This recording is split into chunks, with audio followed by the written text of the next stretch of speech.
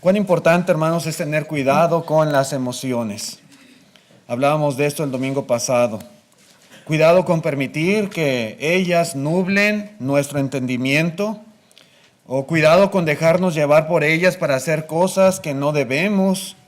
Cuidado con pensar que son una guía infalible para dirigir nuestras vidas, nuestras acciones. La lección, hermanos, se titula Cuidado con las emociones. Espiritualmente hablando, si nosotros no tenemos cuidado, puede ser que esos sentimientos, esas sensaciones, esos estados de ánimo o esos impulsos de emoción influyan tanto en nosotros al grado de bloquear nuestro correcto entendimiento y discernimiento de las cosas.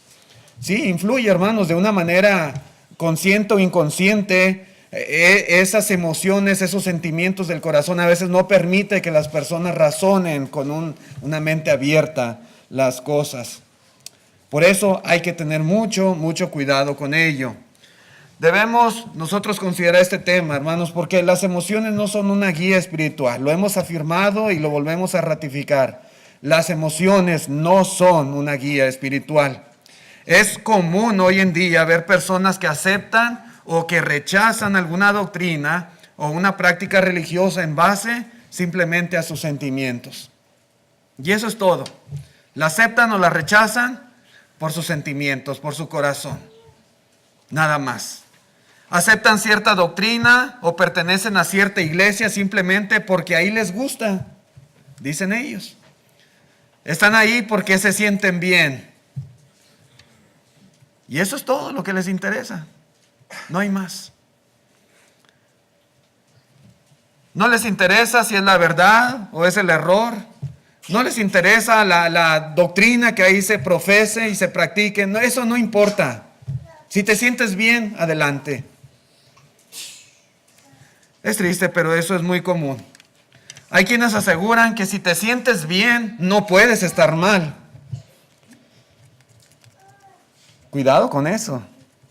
Hermano, ¿será así? ¿Realmente? Si una persona se siente bien haciendo algo, ¿automáticamente implica que es correcto lo que él está haciendo o ella?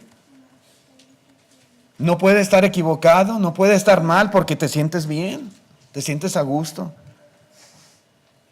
Eso no es, hermanos, no es la manera de razonar y pensar y tomar decisiones correctas y sabias. No es así. La cuestión es que muchas creencias se aceptan solamente basadas en sentimientos, no en evidencias. La gente justifica sus prácticas en lo que siente y no en lo que digan las Escrituras. La Biblia, no me importa lo que diga aquí la Biblia. Yo me siento bien. A mí me gusta. Me siento cómodo. Me siento tranquilo. Y eso es más que suficiente. Hermanos, ¿son los sentimientos una guía confiable? ¿Podemos estar seguros de estar en la verdad y de estar haciendo las cosas correctamente ante Dios solo porque nos sentimos bien? ¿Solo por alguna experiencia emocional? ¿Dónde dice la Escritura? ¿Dónde dice la palabra de Dios que son los sentimientos lo que nos harán distinguir entre lo que es correcto y lo que es incorrecto? ¿Dónde, hermanos, está el sustento para decir que los sentimientos nos van a enseñar lo que es la verdad y lo que es el error? ¿Dónde? ¿De dónde sacamos tal cosa? No, eso no existe. Dios nos ha puesto en nuestra naturaleza sentimientos, emociones, pero no con ese propósito. No son para eso.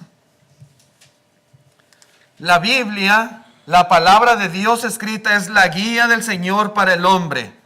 La Biblia, hermanos, es la norma para dirigir nuestros pasos. Es la única fuente confiable para saber si algo es correcto o si algo es incorrecto, si es error o si es mentira, si estamos bien o si estamos mal. Es la Biblia la que nos va a decir. Es la palabra de Dios. No es lo que yo sienta aquí, el calorcito en el pecho, la paz, la emoción, el gusto, la satisfacción. Eso no es. Eso no es. Muchas personas se equivocan. Muchas personas están en el error.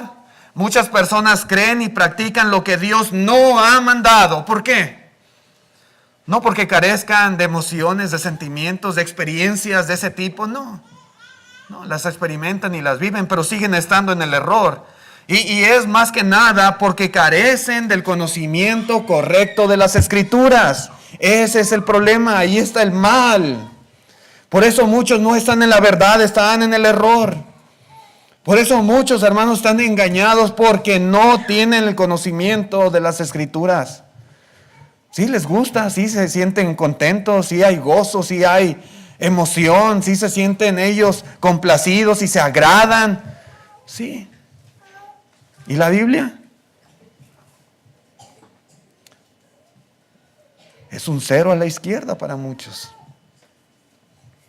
Dice en Mateo capítulo 22, verso 29, entonces respondiendo Jesús les dijo, erráis, ignorando las Escrituras y el poder de Dios. ¿Cómo se sentirían los saduceos, hermanos, con sus creencias? Ellos decían que no había ángeles, no había espíritus, no creían en la resurrección. Y estaban ellos bien seguros y lo creían y lo enseñaban y tenían sus prosélitos y lo defendían. ¿Se sentían bien creyendo eso? Claro que sí, por supuesto. ¿Estaban bien por eso? No. ¿Eso quiere decir que estaban en la verdad? No. Y el Señor les dice, están equivocados, ustedes ignoran la palabra de Dios. Y ese es el problema de muchas personas. Ese es el error más grande que alguien puede cometer. Ignorar lo que la Escritura realmente dice y enseña. Por eso, hermanos, debemos estudiar la Biblia. Debemos tener hambre de la palabra de Dios. Debemos escudriñar diligentemente con un corazón honesto, un corazón puro, íntegro. Y no influenciado por los gustos y las preferencias. A veces está la oportunidad para estudiar. Está la oportunidad para considerar lo que la Biblia dice, pero nos cerramos, no queremos oír. ¿Sí? Como que evitamos el poder considerar y abrir la Biblia y estudiar, escudriñar, indagar lo que la Escritura dice. No. Es que me siento bien así como estoy. Estoy a gusto, estoy contento y sacamos la vuelta, hermanos, a conocer en realidad lo que la Biblia dice y a sujetarnos a lo que la palabra de Dios enseña. Hermanos, si nosotros no tenemos un corazón honesto, puro, íntegro, si nosotros dejamos que nuestros sentimientos estén influyendo, nuestras emociones, nuestras preferencias, hermanos, nunca llegaremos a entender completamente y correctamente la Escritura y vamos a seguir estando en el error. Seguiremos allí. Es triste, pero muchas personas a veces asumen esta actitud hacia las Escrituras. Por otro lado, a veces se tiene la idea de que con la sola oración la persona puede llegar a estar en la verdad o puede entender lo bueno y lo malo o lo correcto y lo incorrecto. A veces se tiene esta idea. Muchas personas dicen, bueno, hermano, pues ore por mí. Ore por mí. Si yo estoy en el error, si yo estoy mal, pues que Dios me lo haga ver. Y ese es el pensamiento. ¿Sí? Es que no es correcto lo que usted piensa, no es correcto esa práctica, no es correcto hacer las cosas así. Bueno, pues si estoy mal, ore por mí. Y pensamos que la oración simplemente por sí sola, hermanos, es la solución para saber si estamos en la verdad o en el error, si estamos bien o estamos mal. Es el pensamiento a veces y es lo que se dice en muchos casos. La cuestión es cómo, hermanos. ¿Cómo? ¿Cómo Dios le va a hacer ver a esa persona? Está bien la petición de orar por él, de orar por ella. Correcto. Pero ¿cómo va a trabajar Dios? ¿De qué manera, hermanos, el Señor va a hacer que esa persona se dé cuenta si está bien o está mal? ¿Milagrosamente? La Biblia enseña que debemos orar por sabiduría. Por ejemplo, dice Santiago en el capítulo 1, versículo 5.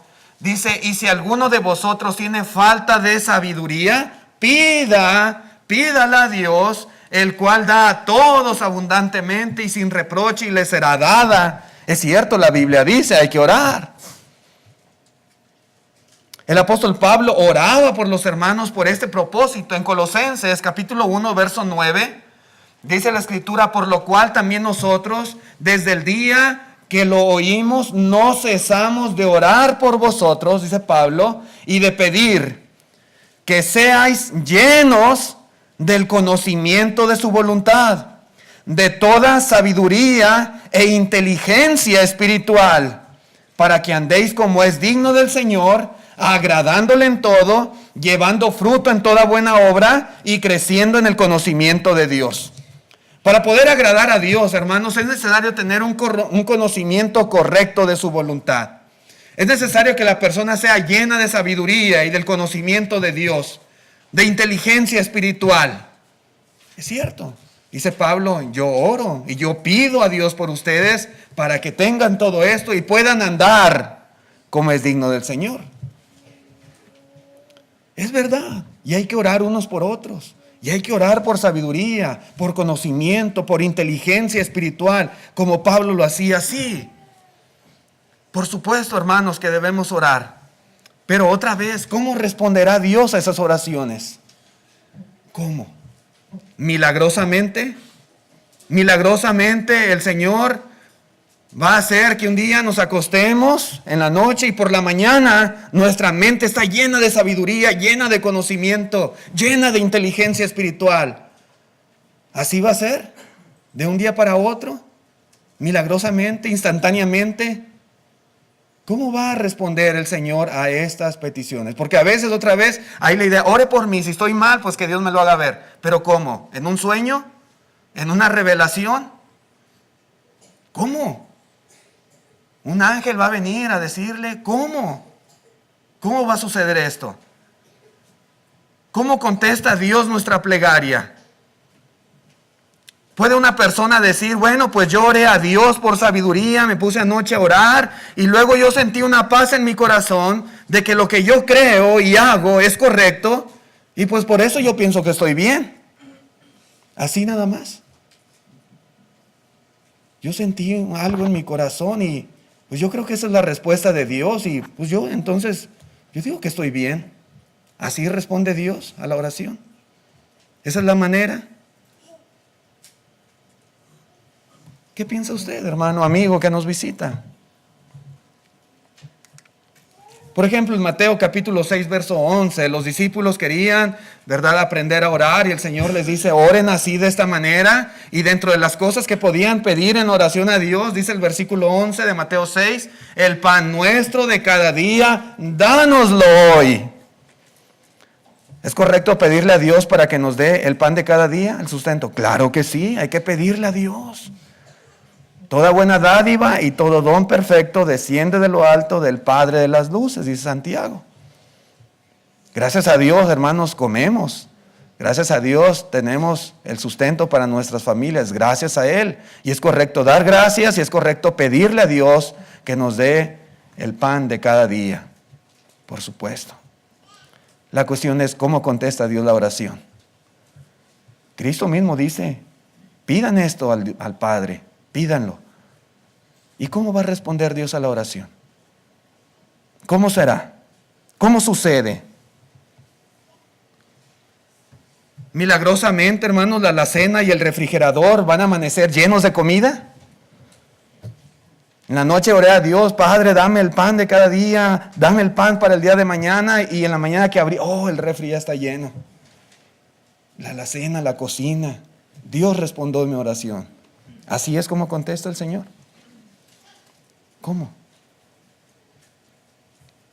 Bueno, dice, si nosotros analizamos el contexto del tema en la Escritura, por ejemplo, dice en la segunda carta a los Tesalonicenses, capítulo 3, verso 10, dice: porque también cuando estábamos con vosotros os ordenábamos esto: si alguno no quiere trabajar, que tampoco coma. Que tampoco coma. Es cierto, hermanos, debemos pedirle a Dios y debemos orar y manifestarle a Dios que dependemos de Él. Es cierto, claro que sí. Pero ¿cómo responderá Dios la oración? Bueno, Dios responde a nuestras oraciones ayudándonos a tener un trabajo para poder trabajar por la comida. ¿Sí? No va a ser milagrosamente. No.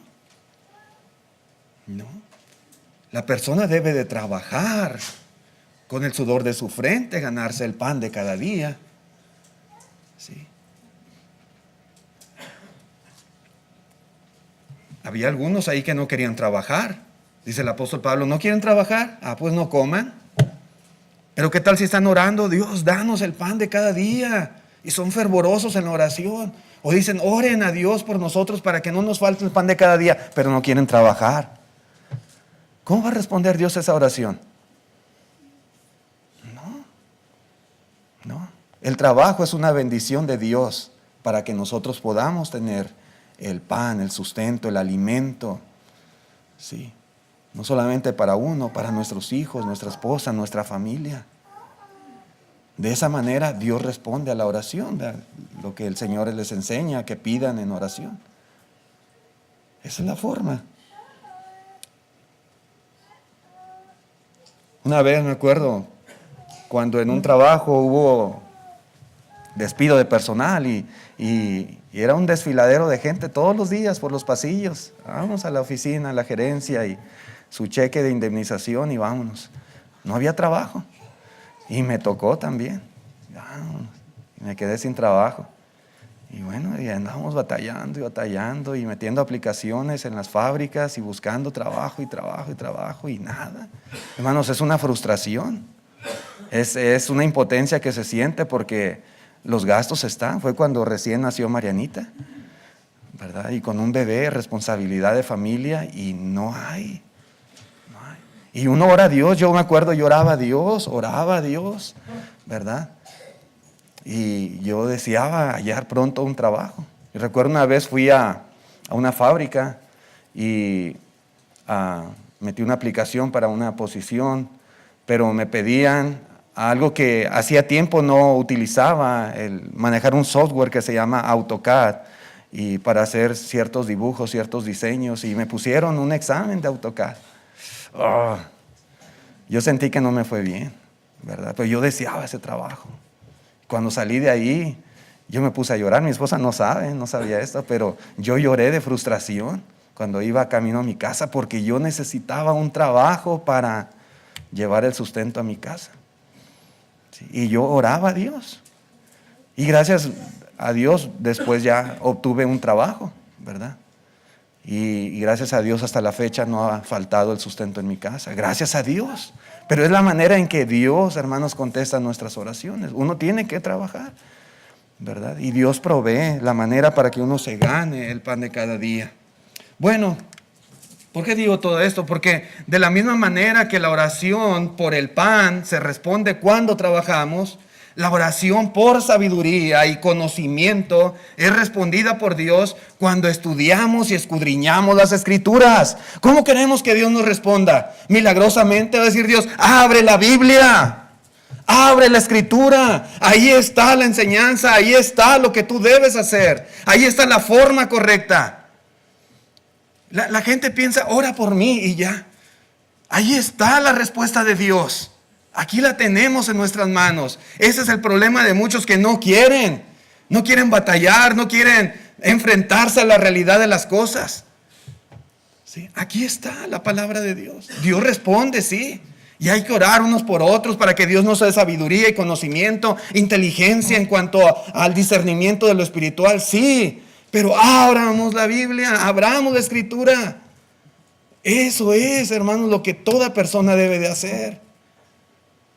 Milagrosamente nunca va a llegar la respuesta de Dios, porque no es así, hermanos, como Dios trabaja.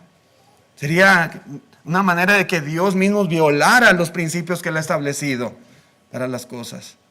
No, Dios no lo va a hacer. Dios ya nos dejó su palabra escrita. Orar, hermanos, para que Dios nos diga lo que es bíblico y lo que no es bíblico a través de un sentimiento o a través de una corazonada sería pedir mal. Dice Santiago, muchas veces piden y no reciben porque piden mal.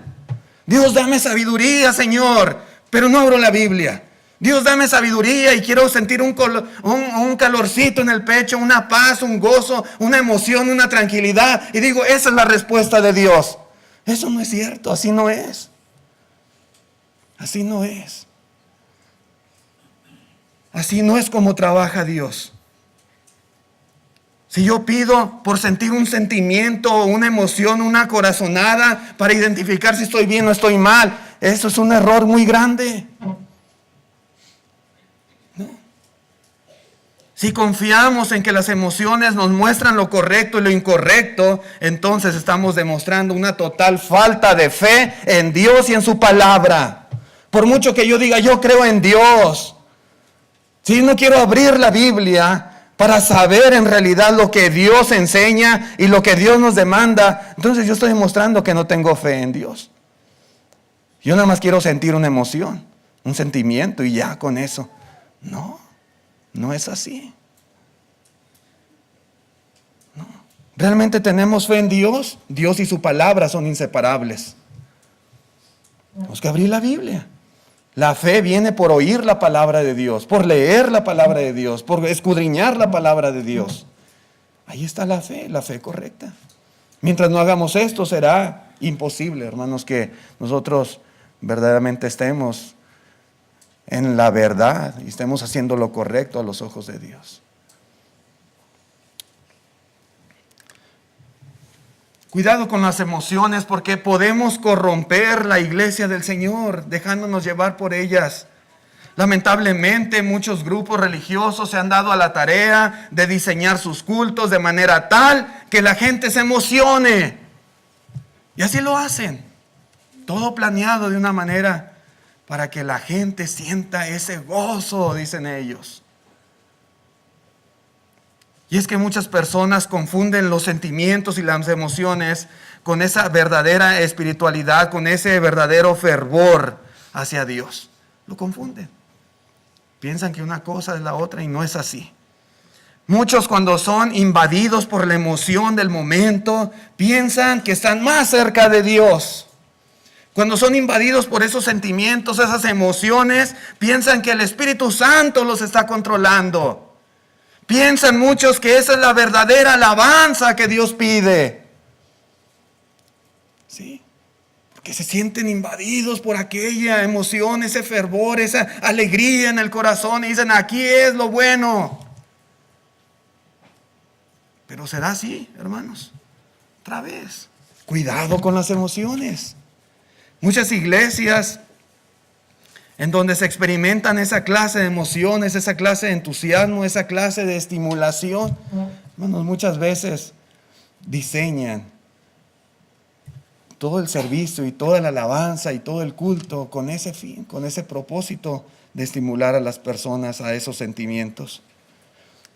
De tal manera, hermanos, que un sinfín de iglesias deliberadamente usan ese emocionalismo para atraer a las multitudes, atraer a las personas.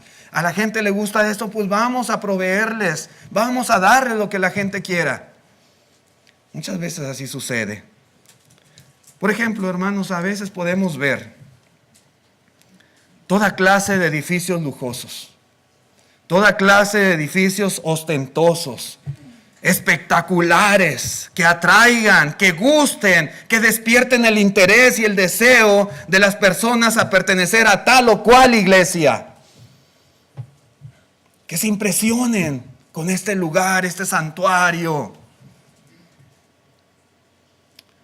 Esto es común, ¿verdad? Tal vez alguien pueda objetar, hermano, pero ¿qué tiene de malo hacer un edificio grande y bonito y hermoso si es para la obra de Dios, para el servicio de Dios? Sí, yo no digo que esté mal. Si podemos tener un hermoso edificio para la obra de Dios, correcto, está bien. Cuidado cuando se hacen las cosas con el propósito de atraer a la gente, de despertar el interés, la atención de ellos, que les guste, para dar gusto a las personas. ¿Por qué digo esto? Porque sucede. Porque muchas veces no es simplemente un edificio para adorar a Dios. Muchas veces ustedes se pueden dar cuenta que en edificios, en las iglesias, hay salones de eventos, por ejemplo. ¿Eso es para Dios? Hay guarderías, hay áreas de diversión para los niños con juegos y toda clase de diversiones. Hay cocinas, hay comedores, hay canchas deportivas, aún hasta restaurantes hay allá adentro de esos lugares. ¿Para la obra de Dios? No, para la gente, para darle gusto a las personas, para que se sientan atraídos. Miren, tenemos esto otro, hay para los jóvenes, hay canchas, hay equipo de fútbol, hay juegos para niños, hay obras de teatro, hay excursiones, hay campamentos, hay todo. Vengan. Sí, hermanos. Muchas veces no es simplemente un edificio bonito. A veces en el fondo es atraer a las personas, darle gusto a la gente, atraer a las multitudes a través de estos medios. Esa es la cuestión. Y vamos a ponerle de todo lo que la gente quiera. Sí.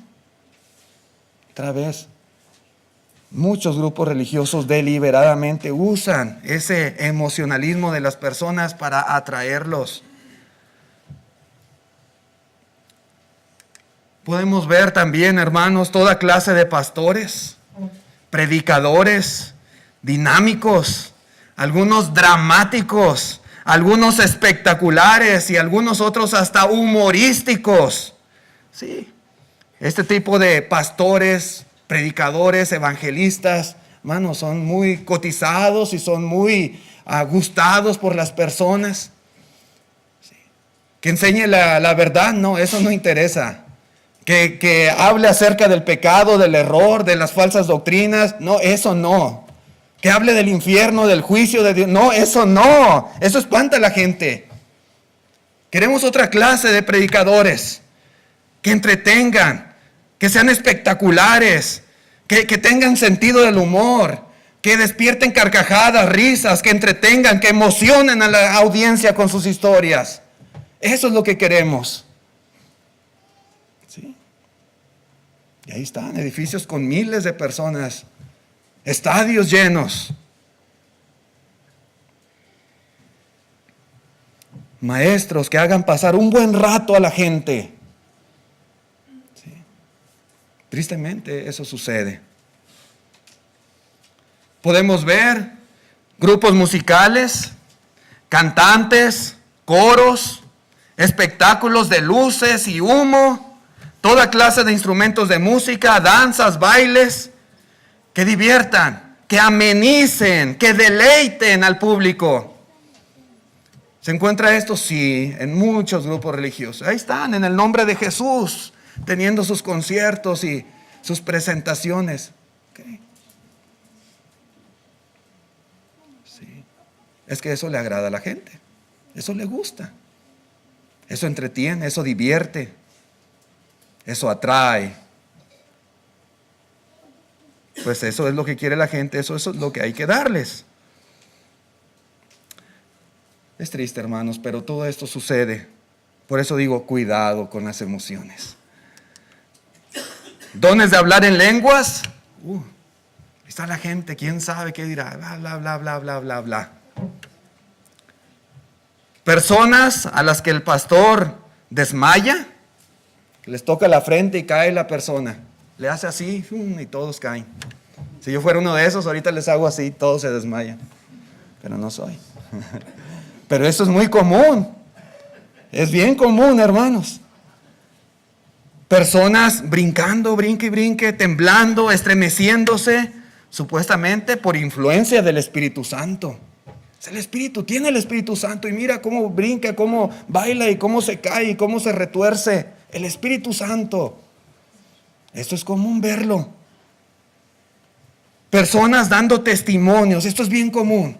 Los testimonios, ahí está al frente la señora, el señor, la persona dando testimonios de toda clase de milagros. Oh, el Señor me sanó. ¿Sí? Hizo este milagro en mi vida. Sanaciones, soluciones de problemas, prosperidad, en fin, tantas cosas que la gente en esos lugares puede ver, puede escuchar, cosas que le impacten, cosas que les impresionen, cosas que hagan que se contagie ese fervor hacia ellos. Sí. Muchos se emocionan. ¿A poco le sanó el Señor? Sí. Y me dio un trabajo donde ahora gano miles y miles y millones y Dios me ha dado y me ha bendecido, hermanos. Y ahí están dando testimonio y la gente emocionada escuchando. ¿Sí? ese es el propósito. Esa es la finalidad. Aplausos continuamente, hermanos, incitando a las personas a aplaudir. Un aplauso para Cristo, un aplauso para el Señor. Y ahí está la gente aplaudiendo, emocionada, entusiasmada, con un sentimiento efusivo de fervor, supuestamente, para Cristo. Exclamaciones constantes, aleluya, gloria a Dios, hermanos, y toda clase de cosas que deliberadamente muchas personas están utilizando para provocar emoción, para provocar entusiasmo, el frenesí de las personas que están ahí presentes. Sí, esto se puede ver en el mundo religioso, hermanos. Es la realidad. Lo importante es que la gente se sienta bien. Y dicen, si yo me siento bien, ¿cuál es el problema? Yo no puedo estar mal si me siento tan bien haciendo tal o cual cosa.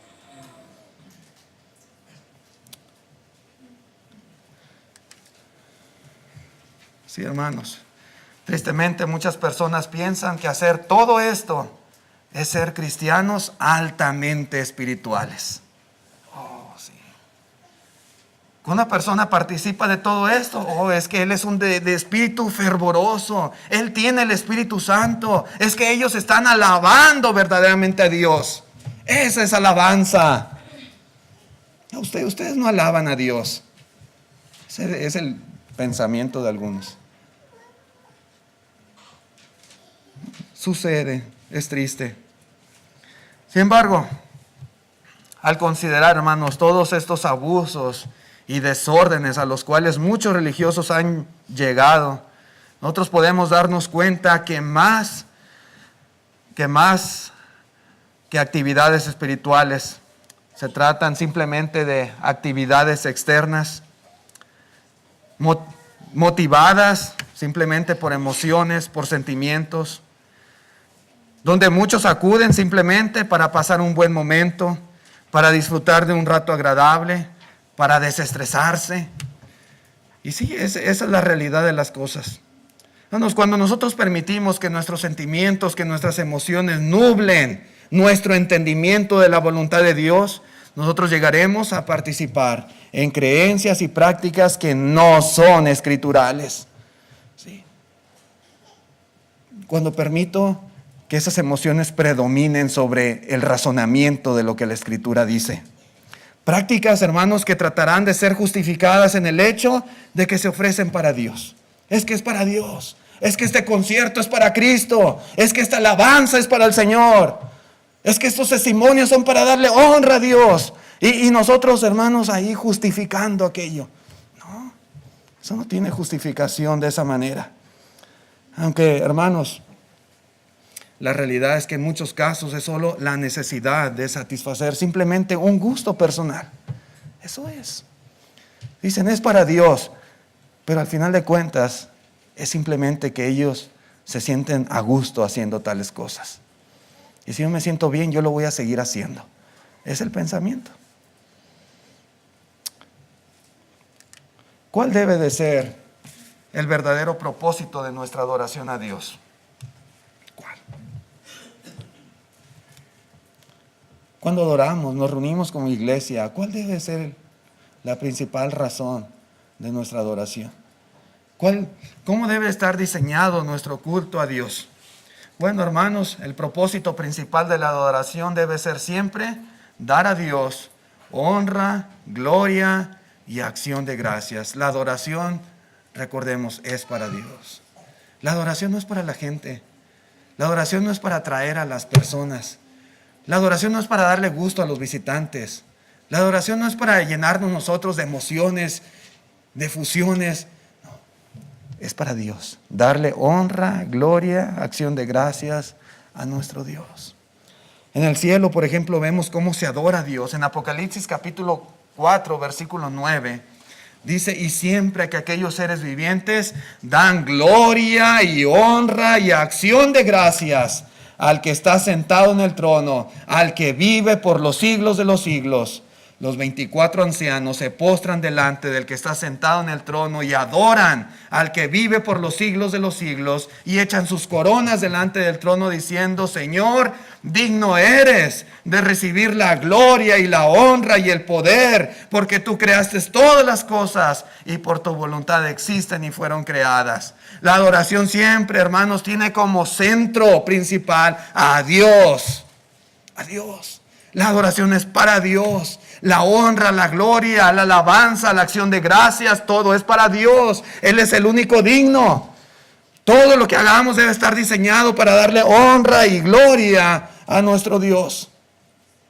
Es para Él, para Él.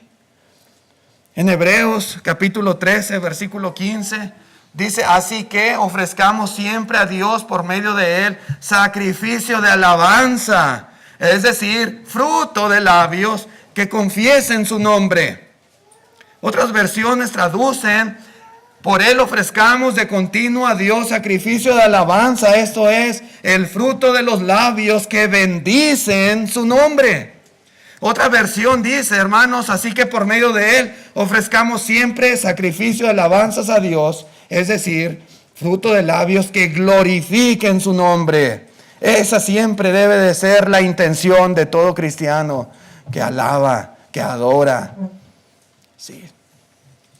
Glorificar, bendecir el nombre de nuestro Dios. Todo, hermanos, todo lo que hagamos en la adoración debe de ser determinado en base a lo que Dios quiere y no en base a lo que nos guste a nosotros, porque la adoración es para Él. ¿Qué es lo que Dios quiere? ¿Qué es lo que Él pide? ¿Qué es lo que Él está demandando de nosotros? No qué es lo que le gusta a la gente, no es lo que a mí me guste, eso no. No es en base a lo que nos agrade. No. No es en base a lo que nos divierta o a lo que nos produzca euforia y toda clase de emociones. No debe de ser basado en eso. No. Sino basado en lo que Dios pide, demanda, quiere. Lo que le agrada a Él, no lo que me agrada a mí. Eso no. Eso no. La adoración es para agradar a Dios, no es para agradar a los adoradores. Nuestra motivación debe de ser el tener parte en darle gloria y honra a Dios.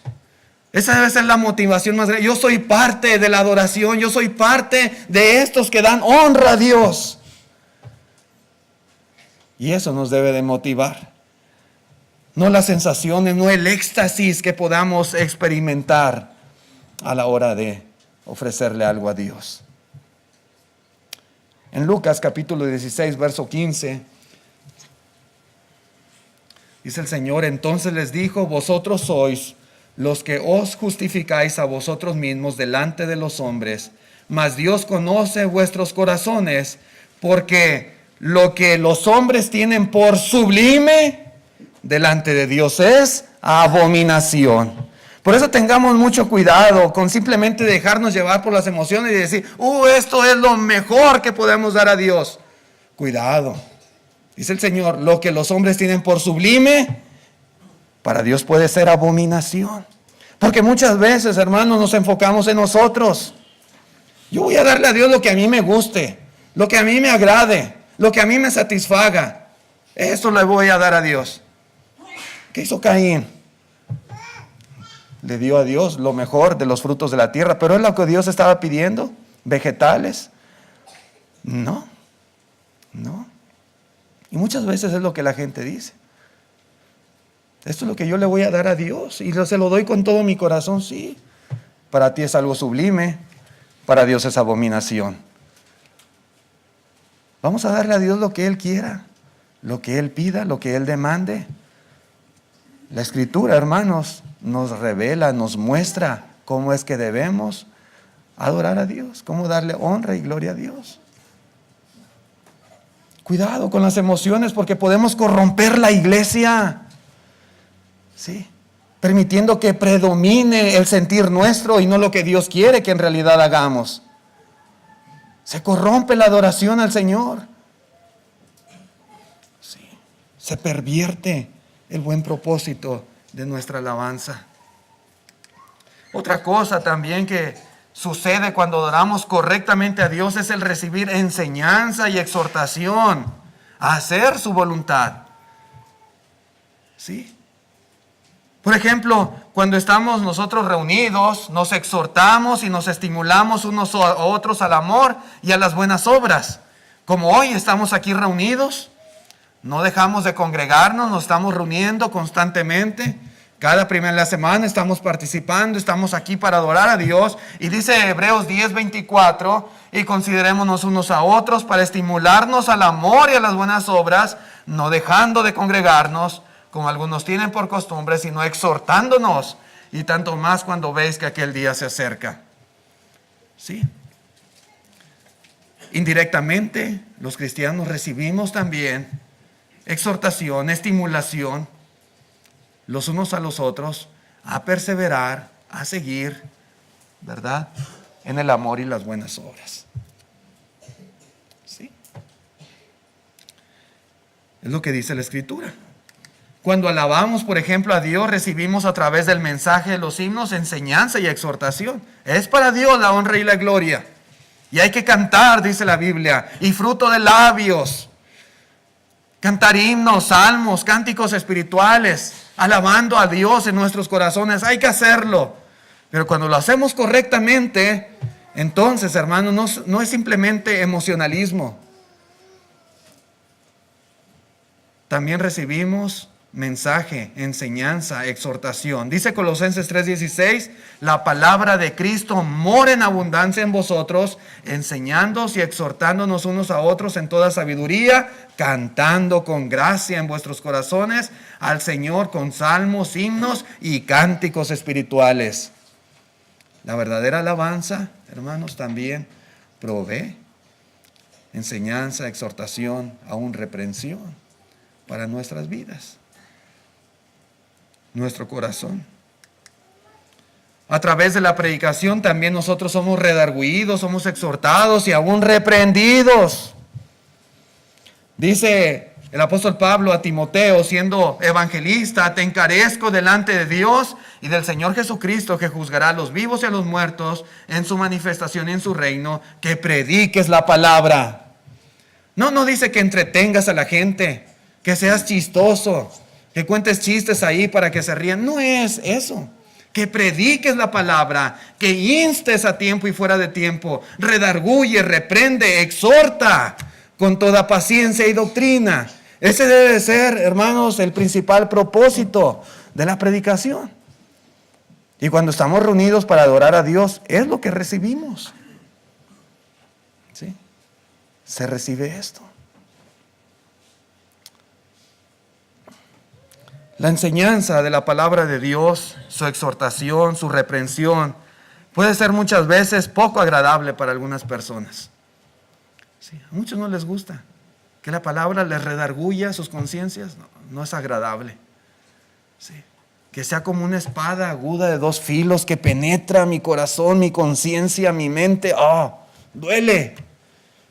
Y a muchos no les agrada.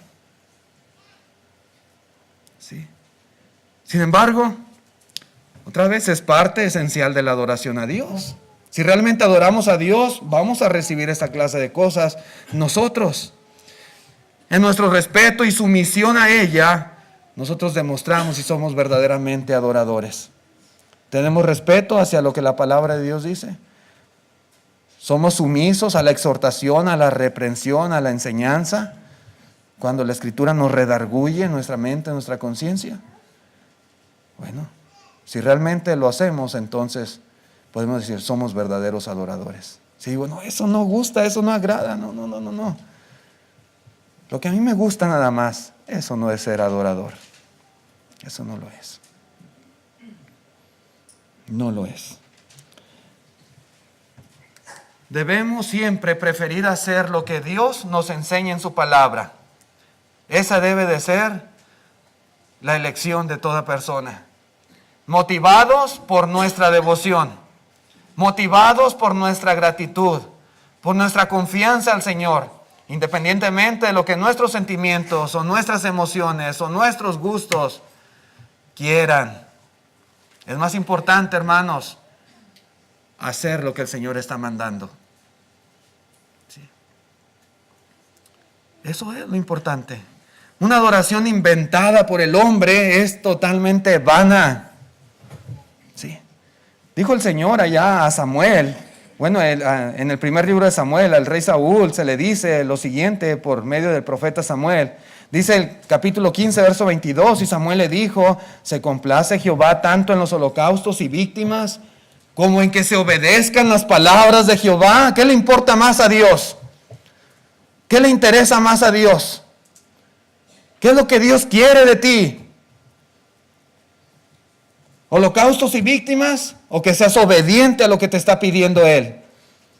Ciertamente, dice Samuel, el obedecer es mejor que los sacrificios y el prestar atención que la grosura de los carneros. ¿De qué sirve que ahí esté el rey Saúl sacrificando 1,000, 10,000, 20,000 carneros gordos para Dios? Si Dios le dijo, destruye todo Amalek, todo, ovejas y bueyes, destrúyelo todo. ¿De qué sirve? Es vano, es vano. Porque Dios está mandando otra cosa diferente. Y es lo que muchas personas no ven. ¿Sí? Se cegan, tapan sus oídos, no quieren entender, no quieren comprender, no quieren saber. Yo me siento bien así, hermano, de verdad, yo me siento a gusto. Yo estoy contento, yo estoy feliz, como soy, con lo que creo, con lo que hago, con lo que practico. Sí. Pero Dios dice esto. Dios demanda esto otro. Dios quiere que hagamos de esta manera las cosas. Y es a Dios a quien debemos agradar. Es a Él. Debemos estar completamente seguros, hermanos, de que los cristianos de hoy en día adoramos como adoraban los cristianos del primer siglo. Sí. ¿Estaremos realmente seguros, convencidos, persuadidos de que nuestra adoración es, hermanos, en base al patrón del Nuevo Testamento? ¿Cómo adoraba la iglesia en el primer siglo? ¿Cómo? ¿Imitamos realmente el ejemplo de la iglesia del Nuevo Testamento? Bueno, tenemos que sujetarnos a la enseñanza apostólica. Tenemos que aprender a trazar correctamente las Escrituras. Debemos nosotros conocer cómo establecer autoridad en cuestión de las cosas que creemos y practicamos. Tenemos que asegurarnos de hacer todo conforme al modelo bíblico. Si no, no estamos haciendo lo que Dios está demandando y enseñándonos en su palabra. ¿No? Cuando los cristianos adoremos a Dios de esta manera, en espíritu, pero también en verdad, como Dios lo demanda, hermanos, experimentaremos gozo sin lugar a dudas. ¿Vamos a experimentar alegría? Claro que sí. ¿Vamos a sentir satisfacción? Por supuesto que sí. ¿Pero por qué? Porque sabemos que le estamos ofreciendo lo mejor. Y al decir lo mejor, no solamente en calidad, sino también, hermanos, en obediencia y respeto a su autoridad divina. A lo mejor esos carneros que tenía ahí Saúl preparados para sacrificarlos a Dios estaban sanos, gordos. Era lo mejor en cuanto a calidad para dárselo a Dios, sí. Pero carneros que Dios no quería, que Él no había mandado, no había ordenado. Eso es muy importante, hermanos. Vamos a sentir gozo, alegría, satisfacción porque le estamos ofreciendo a Dios lo mejor en calidad y en obediencia a su voluntad. Cuando nosotros estamos conscientes de que estamos haciendo las cosas exactamente al modelo, al patrón del Nuevo Testamento, de las Escrituras, como lo hacía la iglesia, como lo hacían los primeros cristianos. Y estamos dándole lo mejor de nuestro corazón a Dios. Hermanos, qué gozo, qué alegría, qué satisfacción tan grande vamos a experimentar nosotros. Claro que sí. Sí. Porque estamos nosotros entendiendo que Dios verdaderamente se está agradando de lo que le ofrecemos.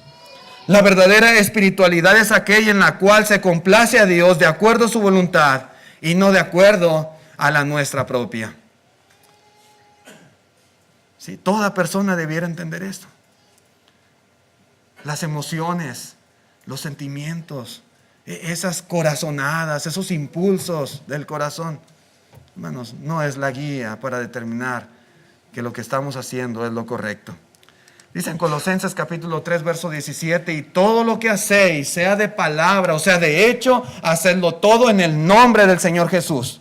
Y a veces la gente piensa, en el nombre del Señor hacemos esto. No es lo que dice el apóstol Pablo. Cuando dice en el nombre del Señor Jesús, es en la autoridad de Cristo Jesús. ¿Tenemos autoridad de parte de Cristo para hacer tal o cual cosa? ¿En realidad tenemos o no la tenemos? Porque si no hay autoridad de Cristo, no hay autoridad de parte de la enseñanza apostólica, hermanos, eso que estamos haciendo no es correcto, es vano, es vano. Es vano. Dice, hacerlo todo en el nombre del Señor Jesús, dando gracias a Dios Padre por medio de Él. Hay un punto siguiente, hermanos, pero lo vamos a ver en la siguiente lección con el favor de Dios. Cuidado con las emociones porque podemos perder el enfoque de lo que es entendimiento y edificación. Lo veremos en la siguiente lección, si Dios lo permite. Muchas gracias por su atención a este mensaje. Que Dios les bendiga, esperando que haya sido entendido y que nos pueda servir para nuestras vidas y para enseñar también a otros.